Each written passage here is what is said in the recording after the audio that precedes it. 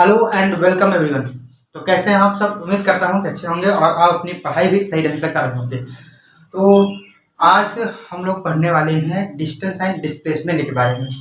तो सबसे पहले आप सभी लोगों को सॉरी बोलना चाहूँगा क्योंकि बहुत दिन से वीडियो आ नहीं पा रहे हैं, क्योंकि कुछ कंडीशंस ऐसी हो गई थी। अब लगभग सब चीज़ें सॉल्व हो गई है। अब कोशिश करेंगे कि जो है कंटिन्यूसली वीडियो डाल पाएँ। और सबसे पहली चीज़ मैं आप सभी को बहुत बहुत धन्यवाद कहना चाहूँगा, आप लोगों का इतना प्यार और सपोर्ट के लिए।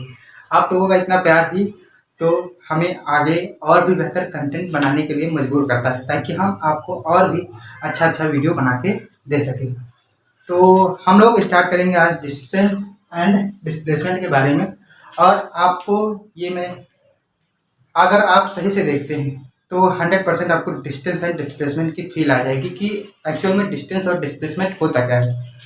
तो डिस्टेंस एंड डिस्प्लेसमेंट अगर आप क्लास 9 के बच्चे हैं तब भी देख सकते हैं, क्योंकि यहाँ पे मैं एकदम बेसिक से कंसेप्ट उठाऊंगा। और अगर आप क्लास 11 के हैं तब भी देख सकते हैं। यहाँ पे हर चीज़ आज डिस्टेंस एंड डिस्प्लेसमेंट के बारे में हम पढ़ेंगे। और अगर आप कंपटीशन की भी तैयारी कर रहे हैं तो उसमें भी डिस्टेंस एंड डिस्प्लेसमेंट का काफ़ी स्कोप है। कई सारे एग्जाम में डिस्टेंस एंड डिस्प्लेसमेंट के क्वेश्चन आ जाते हैं कभी कभी, बट इसको आदमी समझता नहीं है। बट ये एक इम्पॉर्टेंट चीज़ है, क्योंकि आप डिस्टेंस नहीं समझेंगे तो आप वेलोसिटी नहीं समझेंगे। डिस्टेंस एंड डिस्प्लेसमेंट, वेलोसिटी नहीं समझेंगे तो एक्सेलरेशन नहीं समझेंगे, जो कि एक्सेलरेशन पूरी मैकेनिक्स का एक इम्पॉर्टेंट पार्ट होता है। और मैकेनिक्स जो है पूरी फिजिक्स की एक इम्पॉर्टेंट पार्ट होती है, और मैकेनिक्स के बिना फिजिक्स को पूरी समझ पाना मुश्किल होता है। तो हम लोग आज डिस्टेंस एंड डिस्प्लेसमेंट के बारे में पढ़ेंगे। तो सबसे पहली चीज़, हम डिस्टेंस एंड डिस्प्लेसमेंट के बारे में पढ़ने से पहले हम एक क्वेश्चन पूछते हैं। क्वेश्चन ये है कि डिस्टेंस ऑफ कहीं के भी दिल्ली रेलवे स्टेशन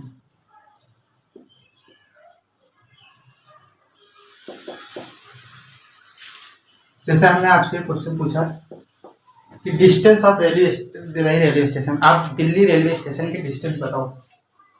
तो कोई कहेगा 400 मीटर, कोई कहेगा 500 किलोमीटर, कोई कहेगा 600 किलोमीटर। जैसे हम यहाँ लखनऊ से पढ़ा रहे हैं तो हम कहेंगे 500 किलोमीटर। कोई कहाँ पे बैठा है तो सब अपने अलग अलग बताएंगे। और जैसे कोई मेरा वीडियो बैठ के दिल्ली रेलवे स्टेशन में ही देख रहा है तो कहेगा sir distance of Delhi railway station, sir ये देखे तुरंत हमारे बगल में है तो वहीं खड़े हैं, तो कहेगा 0 किलोमीटर। तो हम ऐसे नहीं बता सकते कि distance of Delhi railway station. कोई भी पूछे कि दिल्ली रेलवे स्टेशन की डिस्टेंस बताओ, तो सबसे बड़ी चीज़ ये मैटर करता है कि distance of Delhi railway station कहाँ से पूछ रहे हो आप। जैसे हम यहाँ लखनऊ में हैं तो हम लखनऊ से पूछेंगे कि distance of Delhi railway station, ठीक। जैसे ये मार्कर है, ठीक। अब हम कहें डिस्टेंस ऑफ दिस मार्कर, तो आप क्या ऐसे थोड़ी ना बता सकते हैं कि ये मार्कर की डिस्टेंस क्या है। तो सबसे बड़ी चीज़ तो ये होनी चाहिए कि जो है हम डिस्टेंस कहाँ से पूछ रहे हैं, किस पॉइंट से पूछ रहे हैं। तो इस क्वेश्चन में सबसे ज़्यादा मैटर करता है कि from where, from where. Generally हम लोग यही तो क्वेश्चन पूछते हैं, distance of Delhi railway station. ये क्या क्वेश्चन गलत है? गलत है, क्योंकि इसमें ये नहीं पूछा गया कि कहाँ से हम डिस्टेंस पूछ रहे हैं, कहाँ से हम डिस्टेंस पूछ रहे हैं। और जैसे हमने पूछा यहाँ लखनऊ से कि distance of Delhi railway station from Lucknow, तो लखनऊ क्या हो गया, हमारा एक पॉइंट हो गया जहाँ से हमने दिल्ली रेलवे स्टेशन की डिस्टेंस पूछी। और उस पॉइंट को हम कहते हैं frame of reference, frame of reference, frame of reference. तो फ्रेम ऑफ रेफरेंस क्या होता है? फ्रेम ऑफ रेफरेंस वो प्लेस होता है जहाँ से हम ऑब्जर्वेशन लेते हैं किसी एक पर्टिकुलर पॉइंट की। जैसे हम यहाँ पे डिस्टेंस निकालना है दिल्ली रेलवे स्टेशन से, तो कहाँ से, जिस जगह से हम निकालेंगे वो फ्रेम ऑफ रेफरेंस होगा, वो प्लेस होगा जहाँ से हम ऑब्जर्वेशन ले रहे हैं दिल्ली रेलवे स्टेशन की। तो किसी भी चीज़ की डिस्टेंस बताने के लिए हमें एक फ्रेम ऑफ रेफरेंस की ज़रूरत होती है। ऐसे हम नहीं बता सकते, ऐसे ही क्वेश्चन गलत है। तो फ्रेम ऑफ रेफरेंस क्या होता है? A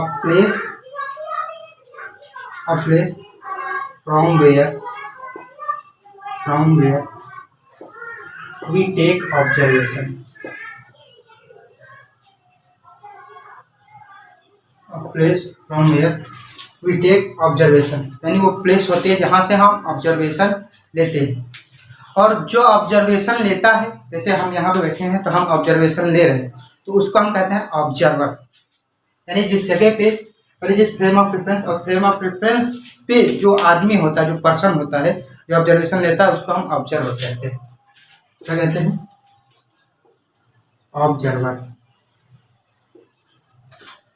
फ्रेम ऑफ रेफरेंस वो पॉइंट होता है, जैसे मेनली यहाँ पे हम ओरिजिन लेते हैं, वो frame of reference coordinate system में जैसे हम किसी भी चीज़ का ग्राफ नापते हैं, यानी डिस्टेंस नापते हैं, तो हम वहाँ पे ओरिजिन को ही फ्रेम ऑफ रेफरेंस मानते हैं। ओरिजिन को हम क्या मानते हैं? Frame of reference. अब ऑब्जर्वर क्या होता है? वो पर्सन होता है जो ऑब्जर्वेशन लेता है। ऑब्जर्वर क्या होता है? A person who take observation, who take observation,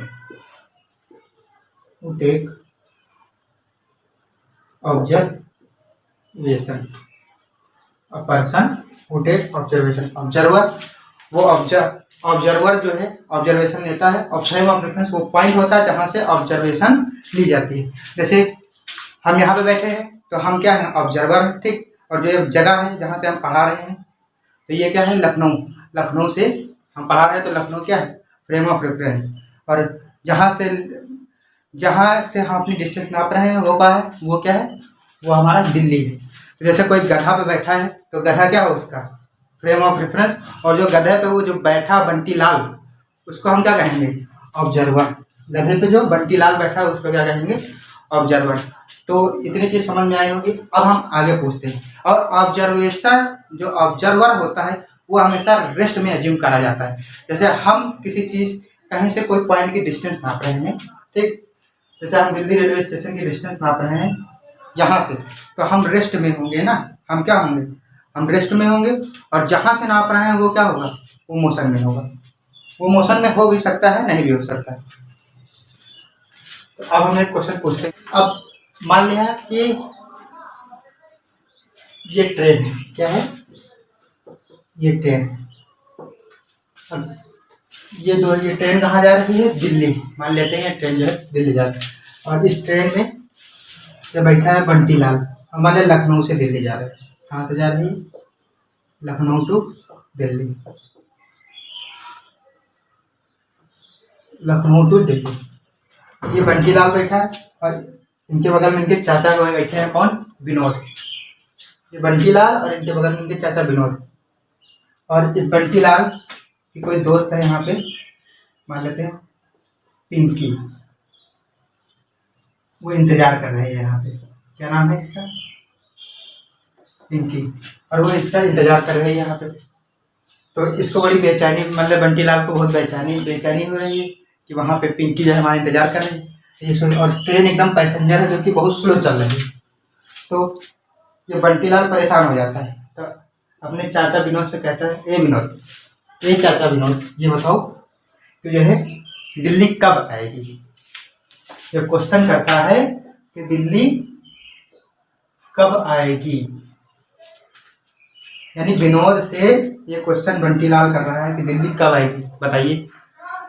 तो क्या ये क्वेश्चन रामलाल का, इसका बंटी लाल का सही है? तो क्या ये क्वेश्चन बंटी लाल का ये सही है कि दिल्ली कब तक आएगी? अच्छा, क्या दिल्ली चलकर आएगी कि ये दिल्ली के पास जा रहा है? बंटी लाल दिल्ली के पास जा रहा है या फिर दिल्ली चलकर आ रही है, ये बताइए। तो दिल्ली तो चलकर आएगी नहीं, जाहिर सी बात ये। तो आप कहेंगे सर ये गलत है, ये स्टेटमेंट क्या है? रॉन्ग है, यानी ये गलत है।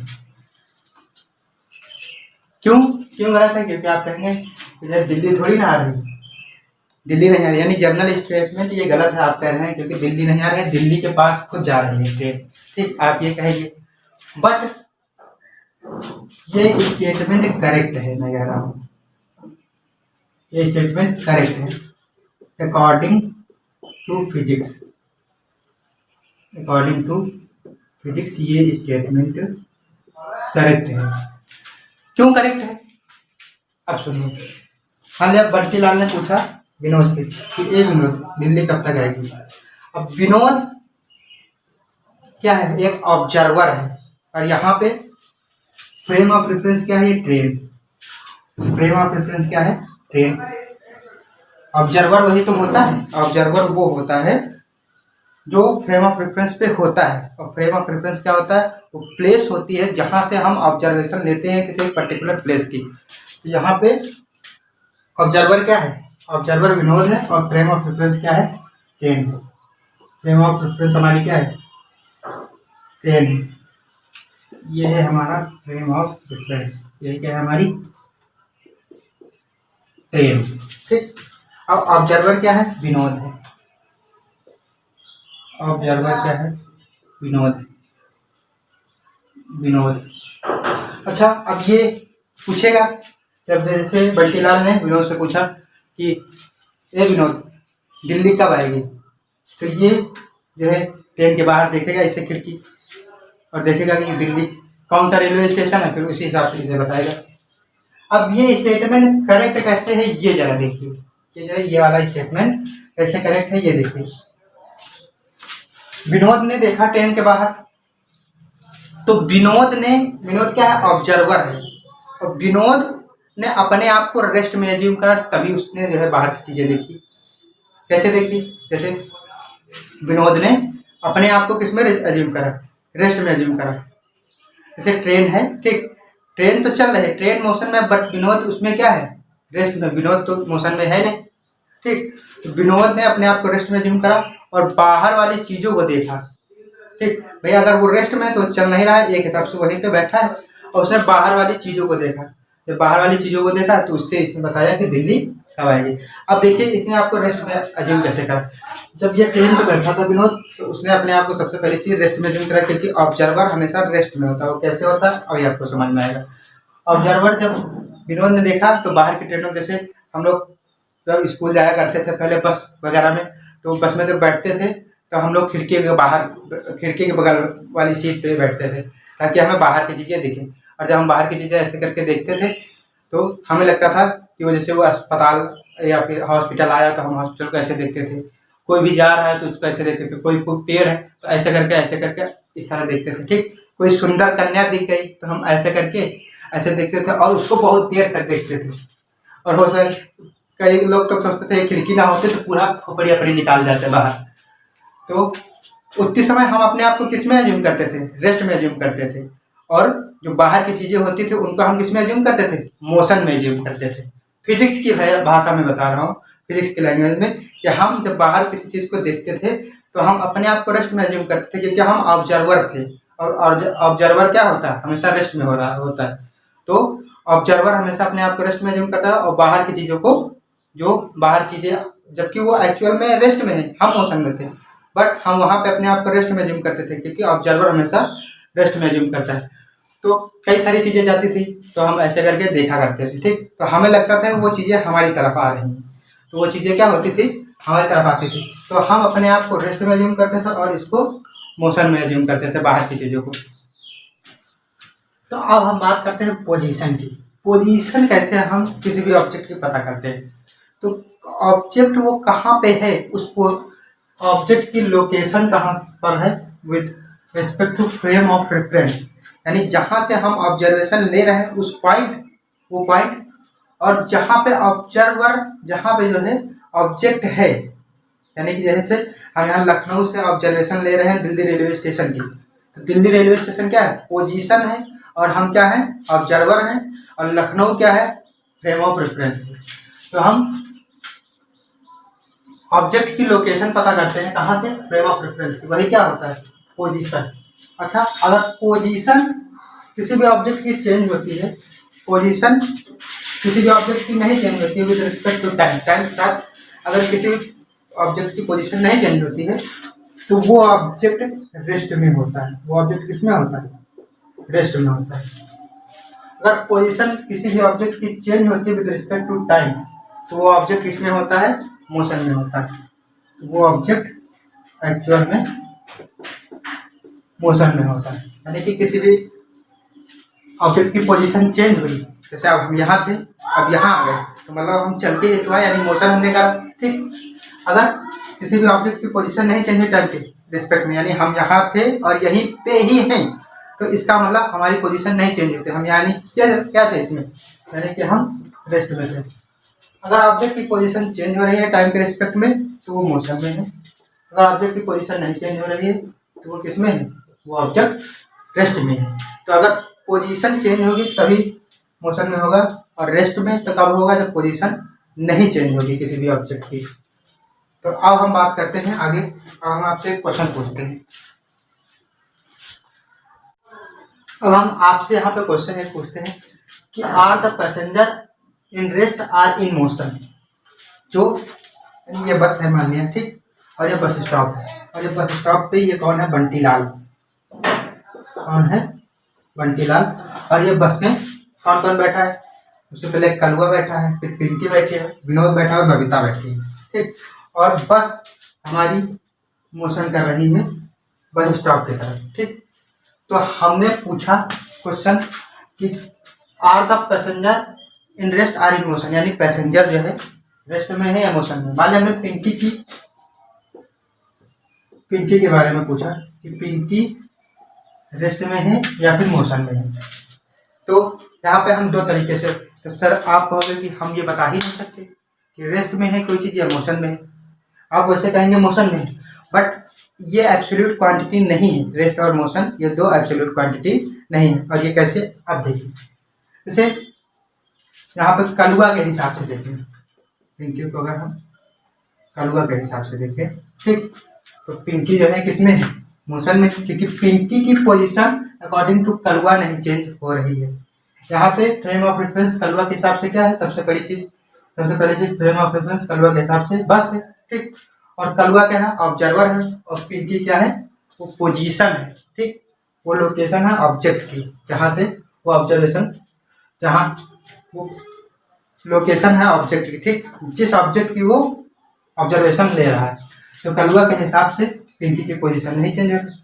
तो कलुआ के हिसाब से पिंकी किस में है, मोशन में या रेस्ट में। तो कलुआ के हिसाब से पिंकी रेस्ट में है, ठीक। कलुआ के हिसाब से पिंकी किस में है, रेस्ट में। तो Pinky is in rest according to Kalua. अब यही विनोद के हिसाब से भी पिंकी किसमें है, रेस्ट में है। बबीता के हिसाब से भी पिंकी रेस्ट में है।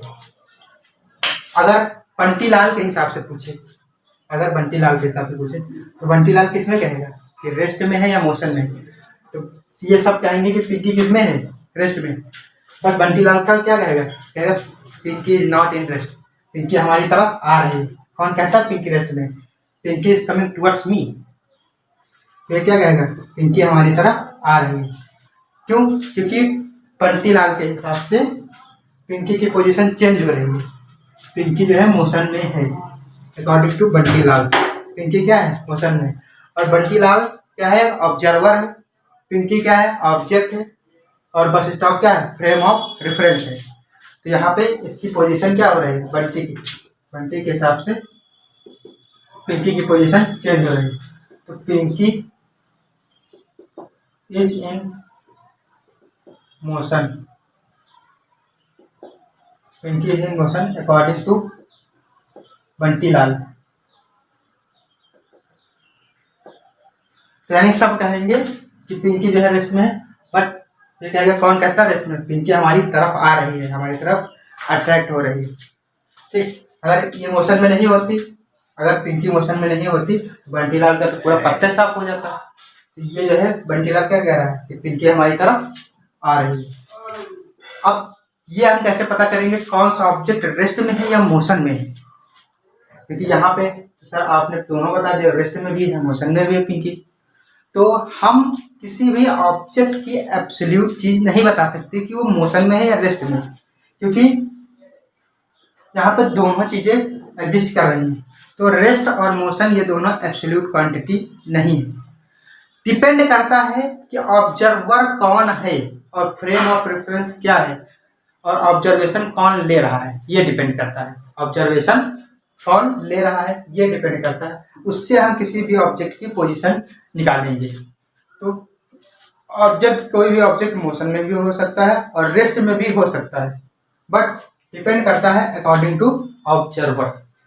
ठीक, तब हम इससे ये पता चला कि rest and motion are not the absolute quantity.